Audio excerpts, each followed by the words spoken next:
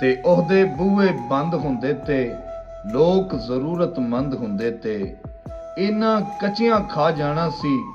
ਲਫ਼ਜ਼ਾਂ ਦੇ ਜੇ ਦੰਦ ਹੁੰਦੇ ਤੇ ਹੰਝੂਆਂ ਸਭ ਕੁਝ ਦੱਸ ਦੇਣਾ ਸੀ ਤੇਰੇ ਕੰਨ ਵੀ ਬੰਦ ਹੁੰਦੇ ਤੇ ਯਾਰ ਕਲੀਮਾ ਰੋਣਾ ਨਹੀਂ ਸੀ ਅਥਰੂ ਜੇ ਪਾਬੰਦ ਹੁੰਦੇ ਤੇ ਅਲਿਫ ਇਸ ਗੱਲ ਨੂੰ ਹਰ ਕੋਈ ਜਾਣਦਾ ਏ ਮੇਲਾ ਮੇਲੀਆਂ ਦਾ ਤੇ ਸਜਣਾ ਬੇਲੀਆਂ ਦਾ ਰਾਂਝਾ ਭਾਈਆਂ ਨੂੰ ਛੱਡ ਕੇ ਫਕੀਰ ਹੋਇਆ ਹੀਰ ਛੱਡਿਆ ਸੀ ਪੂਰ ਸਹੇਲੀਆਂ ਦਾ